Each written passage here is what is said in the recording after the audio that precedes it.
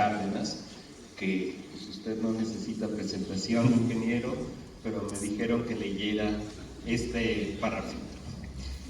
Cuauhtémoc Cárdenas Solórzano es ingeniero civil por la Escuela Nacional de Ingeniería de la Universidad Nacional Autónoma de México. Ha dedicado su vida a la lucha por la democracia en México. Es presidente de la Fundación para la Democracia, Alternativa y Debate, Asociación Civil, y presidente de la Asociación Civil Centro de Estudios de la Revolución Mexicana, Lázaro Cárdenas. Ha publicado varios libros, los dos más recientes, Cárdenas por Cárdenas, 2016, y Por una democracia progresista, Debatir el presente para un mejor futuro, 2021. Le acaba de ser entregada la Cátedra Extraordinaria Carlos Fuentes, 2023, en la Facultad de Derecho de la Universidad Nacional Autónoma de México. Por favor.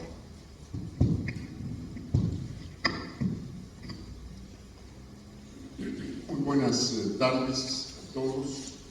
Agradecer primero a la unidad académica de estudios regionales de la Universidad Nacional el que nos esté una vez más brindando la hospitalidad, y agradecer a todo el personal tanto de la unidad como del Centro de Estudios, a Lupita por delante, el apoyo que nos da también para realizar estas jornadas. Voy a hablar sobre el Tratado de Límites y Aguas de México y Estados Unidos. Es un tratado suscrito en 1944 entre los dos gobiernos que regula el aprovechamiento de los ríos Colorado y Bravo. El Bravo en particular, desde un punto que se denomina Fort Whitman, está prácticamente en Ciudad Juárez, muy cerca de Ciudad Juárez. Regula el río Bravo desde Fort Whitman hasta su desembocadura en el Golfo de México. La frontera norte de nuestro país quedó fijada después de la invasión norteamericana al suscribirse el Tratado de Guadalupe Hidalgo en 1858. En el posterior Tratado de la Mesilla de 1853, que todavía se llevó otra porción del territorio, se estableció que las naciones de ambas naciones podrían navegar libremente en los ríos Bravo y Colorado, que constituyen tramos de frontera entre México y Estados Unidos. Fue hasta 1944, al suscribirse el Tratado de Límites y Aguas entre los gobiernos de los dos países, cuando se combinó la forma de distribuir los caudales de los ríos Bravo y Colorado para diversos usos, turísticos, agrícolas, etc., entre los dos países. En el artículo 4 del tratado se establecen los volúmenes de agua del Bravo que se generan en México y se asignan a los Estados Unidos, cuya principal utilización es el riego del valle del Bajo Río Bravo, grande del otro lado. Así, una tercera parte del agua que llegue a la corriente principal del río, procedente de los ríos Conchos, San Diego, San Rodrigo, Escondido, Salado y Arroyo de las Vacas, que no será menor en conjunto, en promedio y en 55 años consecutivos, de 471 millones de metros cúbicos, está asignada cada año a los Estados Unidos. Por otra parte, los Estados Unidos no adquirirán ningún derecho por el uso de las aguas de los afluentes mencionados en exceso al volumen citado, salvo el derecho a usar la tercera parte del descubrimiento que llegue al cauce del río Bravo, aunque exceda del volumen aludido, volúmenes que en general serán procedentes de descubrimientos extraordinarios. Además, y a esta parte hay que poner atención, en el propio artículo 4 se establece que en caso de extraordinaria sequía o de serio accidente en los sistemas hidráulicos de los afluentes mexicanos que hagan difícil para México dejar escurrir el volumen comprometido asignado a los Estados Unidos, los faltantes que existieren al final del ciclo de 5 años se repondrán en ciclos siguientes con agua procedente de los mismos tributarios.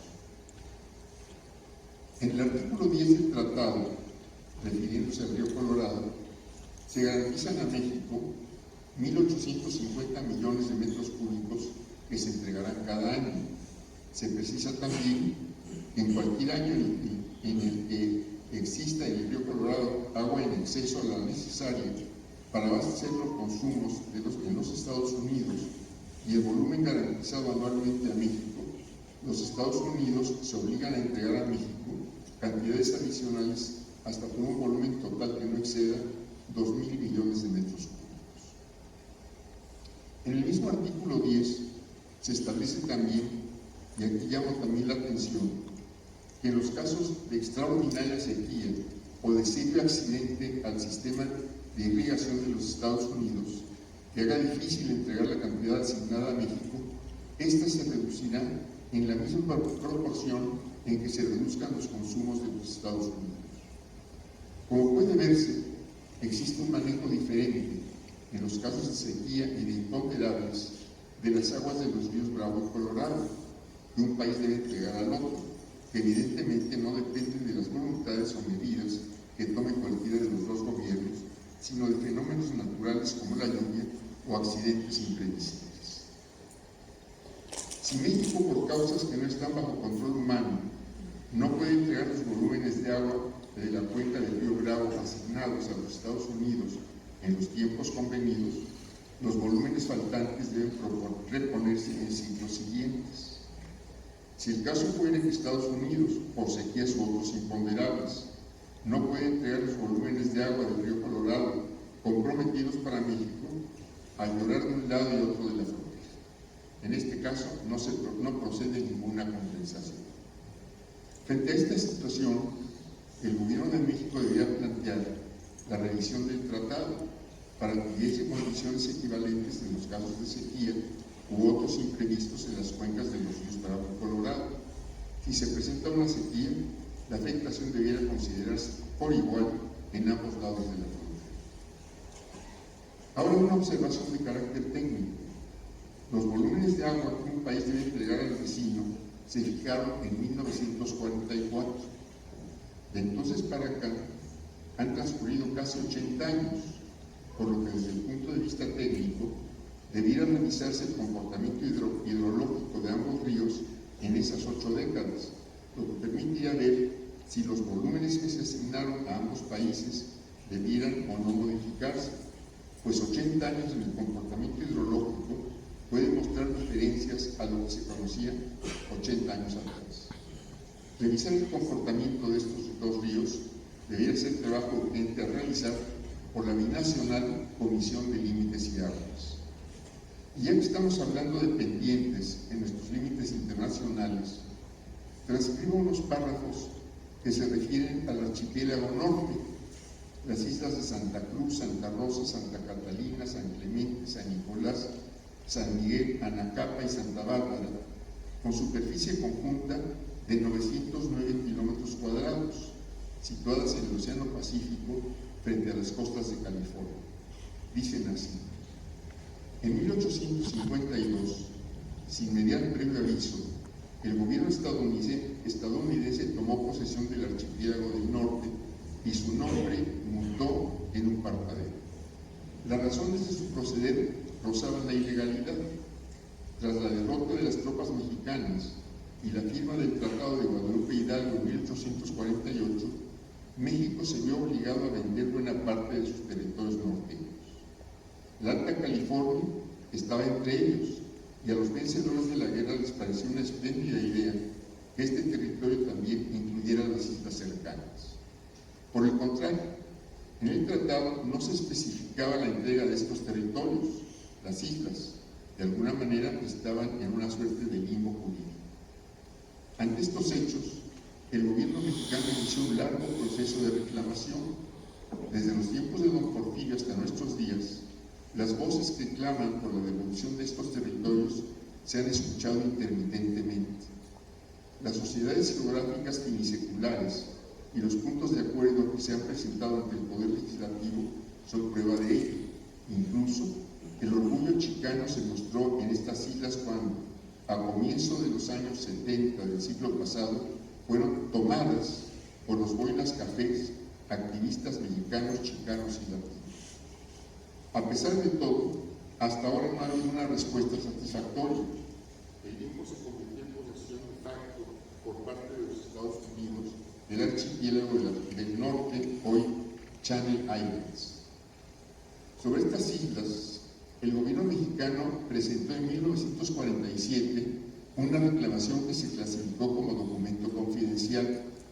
En 1981, la Cámara de Diputados pidió una comisión especial que dictaminara sobre la situación de estas islas, y en 2003 el Congreso de la Unión pidió un juicio sobre la propiedad del archipiélago. Hasta hoy, nada ha cambiado de lo sucedido en 1852, y en las Channel Islands, no en el archipiélago norte de mexicano, existe el Parque Nacional de las Channel Islands norteamericanas. Muchas gracias.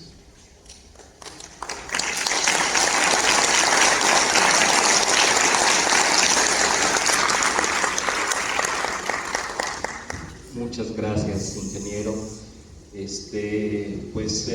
Estamos finalizando ya con esta mesa, pero tenemos tiempo para preguntas, comentarios, tanto de esta mesa como la de sí. Tenemos nada más aclarar que son tanto aquí en el auditorio como participaciones en línea. Por favor, ¿quién levanta la mano?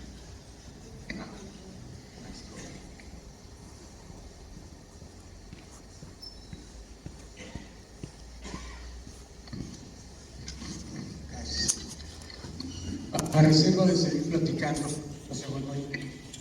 dos palabras que brincan y que históricamente sabemos que parten de la sierra de Chiapas, desde Calimich hacia la frontera, que es el chicano y el chúntaro.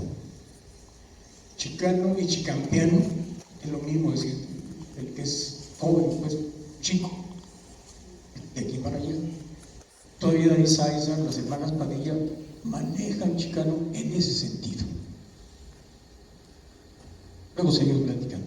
Lo de chúntaro es porque antes de la maquinaria, las cosechas se hacían con un canasto, el chunde, chunda, repecho, chunda. Entonces, peyorativamente los habitantes de la región les decían chunta, porque escuchaban eso de chunta, estos chuntaros. Chúntaro. ¿Qué región? ¿De qué región? Esta es nuestra región, la Ciénaga de Chapala. En las cosechas venían mucha gente de la zona purépecha, como maneros. ¿Sí? Lo de Botín Murrieta y todo lo demás, no platicamos, me llevamos aquí un rato. Al doctor José Manuel, doctor, quisiera, hace rato estábamos platicando y quería un poquito más de sus conocimientos y de su información. Le hice la pregunta si algo tenían que ver los cholos con lo de la frontera, con lo de los tarzanes aquí en el centro de la República. Por ahí me estaba comentando de que hubo un enfrentamiento entre los cholos o los chicanos con los tarzanes que aquí se le conocían en México, y que aunque también tuvieron problemas cuando Tintán se fue, que trajo la moda del pachuco en aquel tiempo, que eran también parte de los tarzanes en ese tiempo. Nada más es esa pregunta. ¿Algo tenían también que ver los tarzanes con los cholos?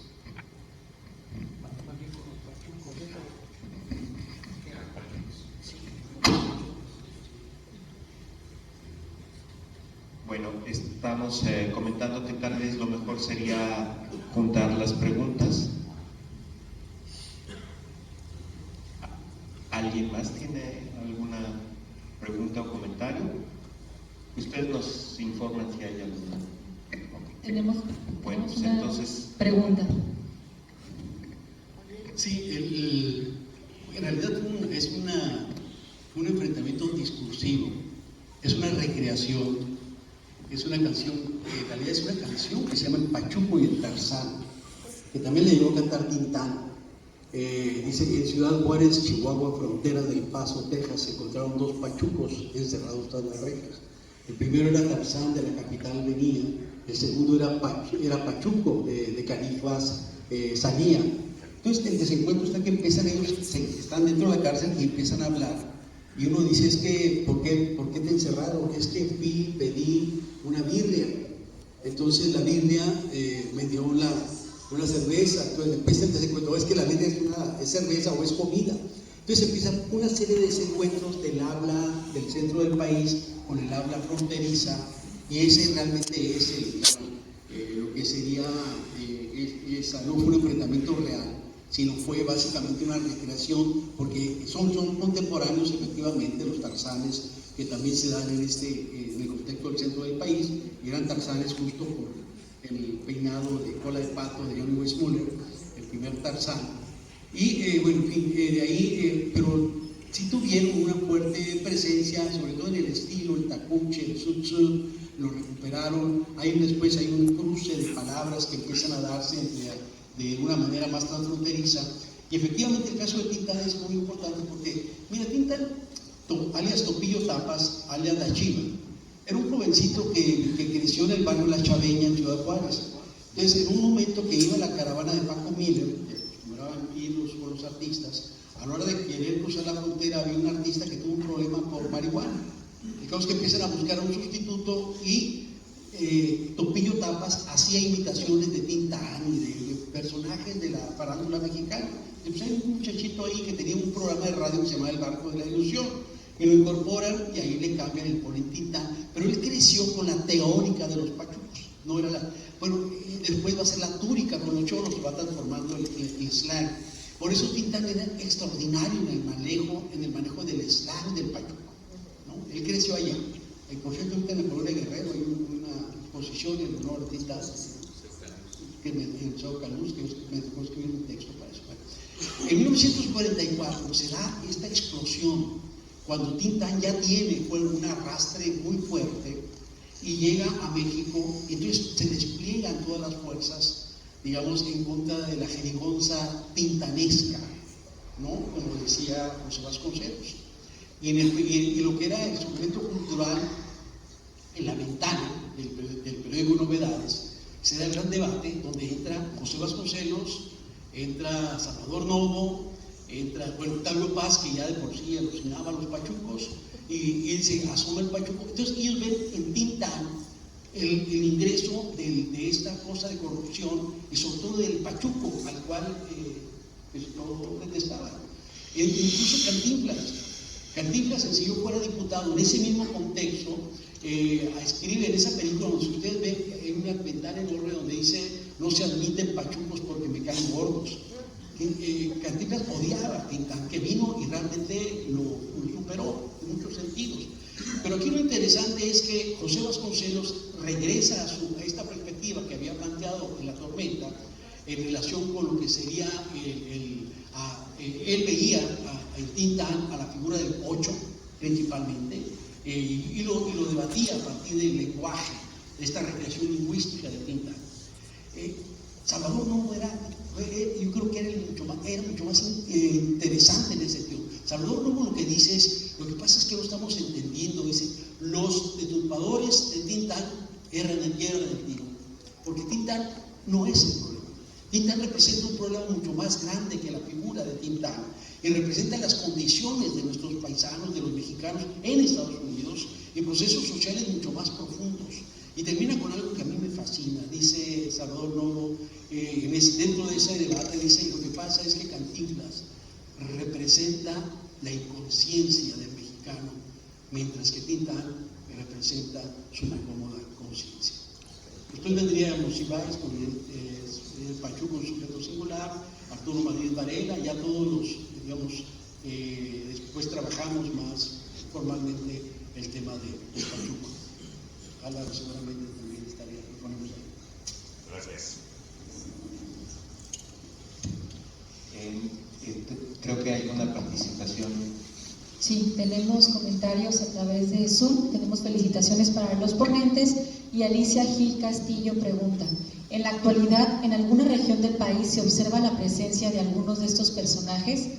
Y también si se pueden compartir alguna bibliografía para indagar sobre los términos y conceptos que se expusieron. Muchas gracias. Sí, por supuesto. De hecho, hay un revival del tema de los pachucos en Juárez y en la Ciudad de México. Nuevamente van a los salones de baile, se colocan en las calles, bailan, pero obviamente es algo del pasado. El pachuco en realidad es una gran figura de los años 40, 50. En los 60 entra el cholo como una figura ya con las marcas del trabajo, lo que era la camisa Pendleton, camisa de franela de trabajo en las regiones frías, los pantalones Dickies, pantalones de caqui, de mezclilla, pantalones de trabajo en la industria, los guainitos, tecatillos o rafritas, que son tipo sandalias chinas, estas que se utilizan en trabajos donde se debe permanecer mucho tiempo de pie, las ligas que se ponían las cholas en las manos, que en la maquinadora, que ponían varias para poner a los productos, se las dejaron como parte de la estética. Y solo quiero destacar algo que me faltó. De hablar del pachuco y del cholo, también tenemos que colocar que al mismo tiempo que representan el primer gran movimiento juvenil transfronterizo que recupera elementos de la simbología nacional como estrategias de resistencia frente al racismo y el clasismo del lado mexicano, también es el primer gran movimiento donde las mujeres irrumpen en el ámbito público. La pachuca toma las calles, la pachuca a veces puede, bronquear, a realizar las actividades de los vatos muy cuestionadas, rompen en una perspectiva de sumisión de la mujer. Se metía algo que no sé si todavía usan las mujeres, unas que le llamaban limas para las uñas, que eran metálicas, que le sacaban filo y las monjas sacaban sus limas, o se metían navajas Gillette entre el cabello, despeinado doble piso, y se agarraban el cabello. Pero la pachuca, mucho más que eso, fue una figura absolutamente protagónica del espacio público. Y la chola igual. Entonces yo sí creo que son figuras que van a transformar de manera muy fuerte el papel de las mujeres de los sectores populares como figuras que toman de manera muy activa los ámbitos públicos en Estados Unidos, pero también del lado mexicano. Entonces, y desde ahí el asunto está que después la recreación y cómo se transformó todo esto con la Mara ya es otra historia. Yo hablo de la dimensión cultural pachoma, pachucos, cholos, maras, porque al final de cuentas es la misma impronta. Cuando dicen este lenguaje de las maras, salvatrucha, cifrado, que solo ellos entienden como trucha, es una palabra que viene de los pachucos de los años 30, 40, salva, que viene de El Salvador, la parte de lo que sería el tema de cómo quisieron dar a entender que venía de marabunta, ¿no? Mara, cuando Mara en realidad significa amigo, compa, homie, en Centroamérica.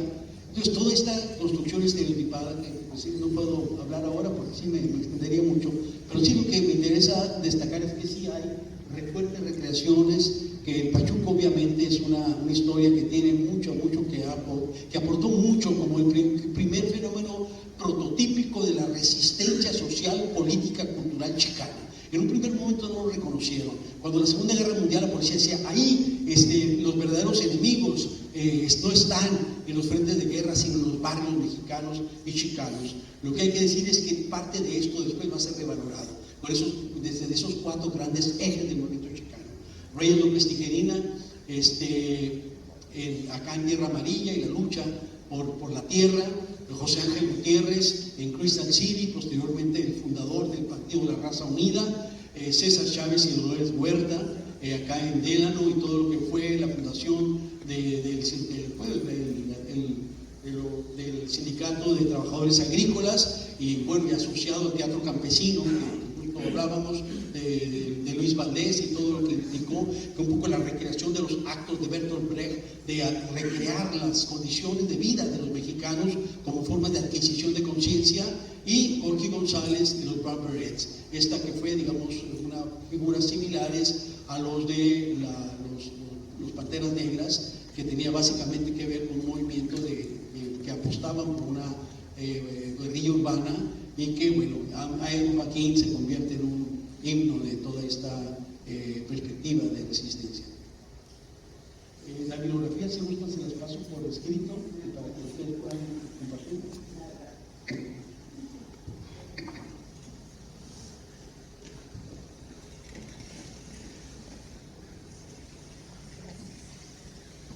Bueno, yo le quería preguntar al ingeniero Cárdenas por la toma esta en los años 70 de las Channel Islands, que, bueno, los expulsaron, según creo recordar, porque alguna vez leí sobre ese tema. ¿Cómo es que acabó? Y si sigue habiendo reclamos sobre las Channel Islands, todavía hoy, después de esa expulsión en los años 70. Bueno, la referencia que yo tengo es que ha quedado en cuanto al dominio de estas islas, está bajo dominio de Estados Unidos desde el 52 del siglo XIX. Y las reclamaciones que ha hecho el gobierno de México en distintos momentos, pues han quedado también sin seguimiento. Se han manejado de manera confidencial, incluso así es la palabra que utilizan, y lo que ahí existe, y lo puede uno consultar en internet, es un parque nacional de los Estados Unidos, el Channel Islands National Park, y lo administra la Autoridad de Parques Nacionales de Estados Unidos. Entonces, por parte del gobierno de México, por parte de México, no sé de ninguna acción reciente. Esta información que yo obtuve de un libro que se llama Las Islas Mexicanas.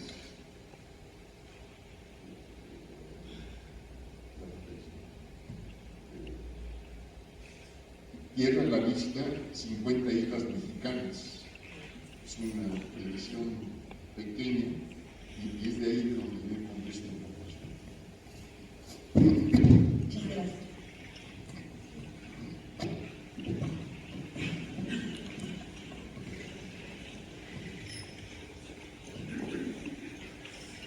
Para el ingeniero Cárdenas, preguntar si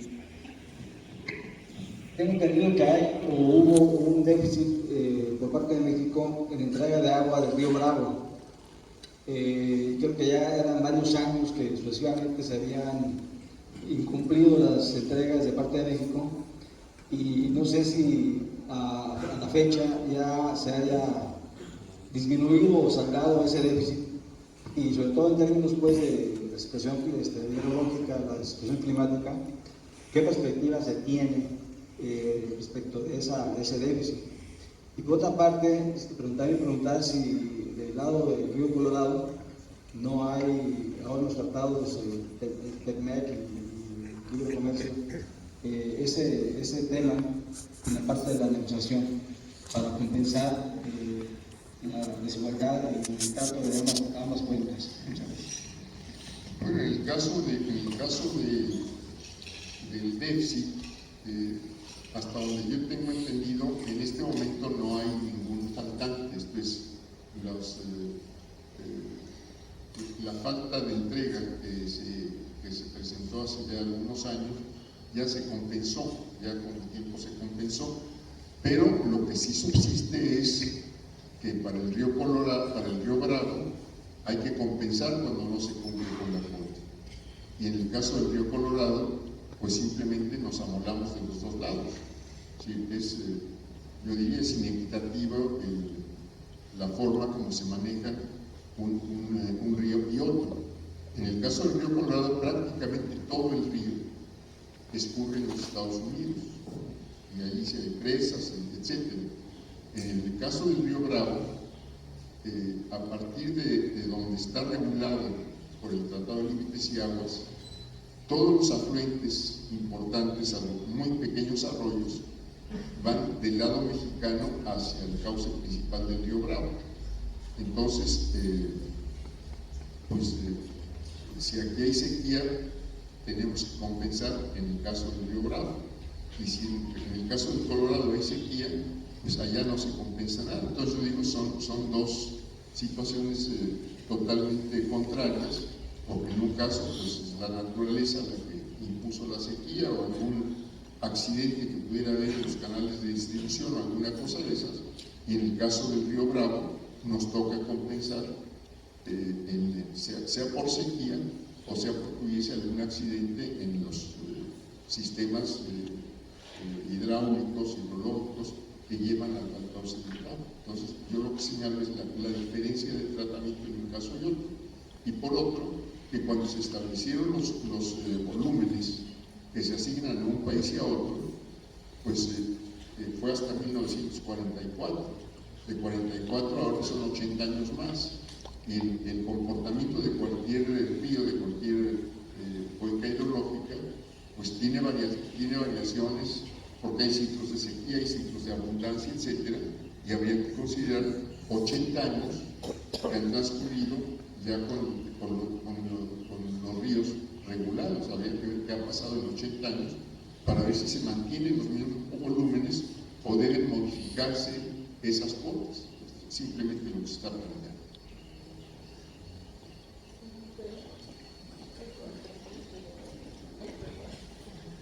Perdón que abuse, es que ahora que lo vi, ingeniero, leí hace un tiempo que teníamos un nuevo problema planteado con el río Colorado, porque se ve que por estos casos de sequía de los últimos años, y además tomando en cuenta que el río, hay una parte del agua que se infiltra en la base del cauce, se ve que inyectaron en Estados Unidos concreto en unas porciones del lecho del río, pero que esas filtraciones venían hacia México, salían del lado mexicano después en forma de manantiales. Entonces se han secado porque claro, metieron ese concreto, entonces eso ha causado un problema internacional. No sé si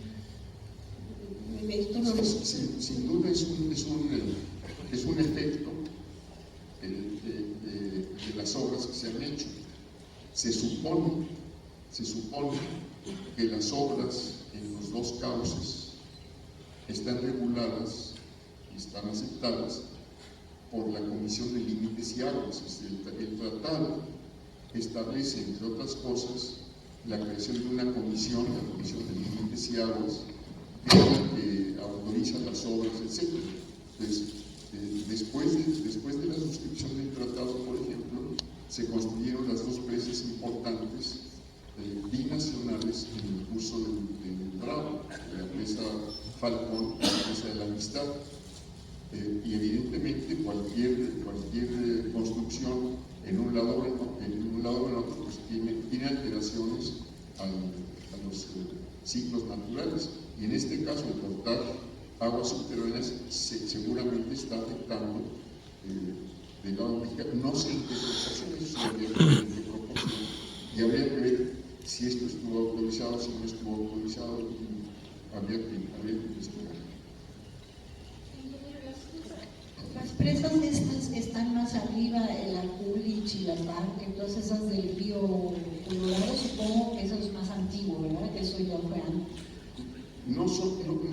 Hay algunas, digamos, de los 20s, 30s, como la Juve, la Volte, que debe ser más o menos de esa época, y hay otras sobre el río Colorado. Pero todo está en Estados Unidos. En el caso de México, es una muy pequeño tramo del río Colorado que va desde la frontera, frontera de Sonora con Estados Unidos, con Arizona, debe ser, pero son ahora sí que unos cuantos kilómetros nada más. En realidad es la desembocadura del río Bravo, del río Colorado, lo que está en territorio mexicano. En el Bravo es un tramo largo, prácticamente desde Ciudad Juárez hasta Matamoros, hasta la desembocadura. Gracias.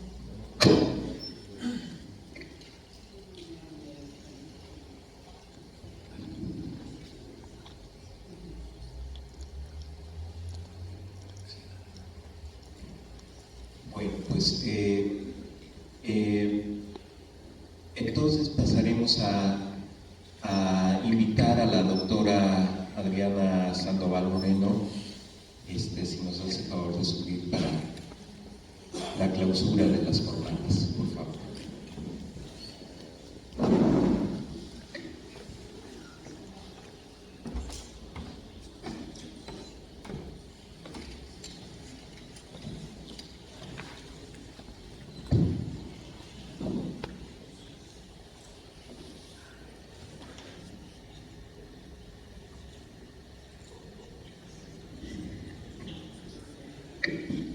Bueno, agradecemos estas jornadas, las 45 jornadas de Historia de Occidente, México y su frontera norte, relación histórica y cultural.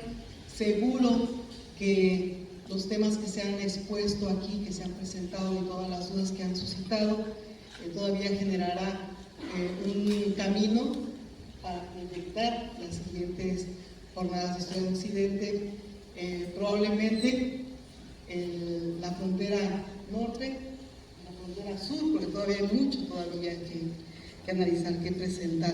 Muchísimas gracias a todas las participaciones, con ponencia, moderación, desde luego a todo el equipo organizador, a todo el equipo de apoyo y definitivamente la participación, presencia, impulso del ingeniero Cuauhtémoc Cárdenas es definitiva y la participación también, la presencia de cada uno de ustedes, quienes nos acompañaron también vía remota, es importante para el desarrollo. Quiero anunciar que ya tenemos para todo el público interesado, todas las personas, estudiantes e investigadores, el repositorio de la Unidad Académica de Estudios Regionales tiene en este momento ya una parte alojada de las jornadas de Historia de Occidente a su disposición, las grabaciones, y estamos trabajando para que las memorias se tengan también, las que se publican. Además, estas memorias a lo largo del año se planea para una presentación. Seguro que ustedes reciben esa invitación y quienes no, pues pueden dejar sus datos, seguramente comunicarse con Lupita Ramos para recibir esa invitación a las presentaciones de las jornadas de Historia de Occidente, a las memorias. Se ha trabajado también en materiales diversos de divulgación para promover lo que aquí se dice, lo que aquí se presenta, con diversos temas, personajes, acontecimientos, y dar vida a lo largo del año de lo que son resultados de investigación y que se presentan. Entonces, sus resultados, sus avances, no solo salen publicados en las memorias, sino también en una serie de recursos de difusión, de divulgación, que por parte de la Unidad Académica de Estudios Regionales de esta universidad promovemos. Entonces, de ahí, muchas gracias a todas y a todos por su participación y su gran entusiasmo para continuar.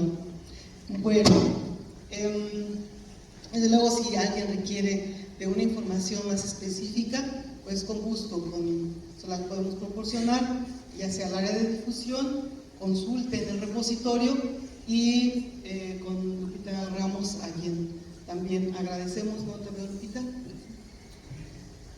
Bueno, seguro que está 7 horas con 24 minutos de la tarde del 13 de octubre del 2023. Damos por concluidas las 45 jornadas de Historia de Occidente, México y su frontera norte, relación histórica y cultural. Muchas gracias a todos y todas.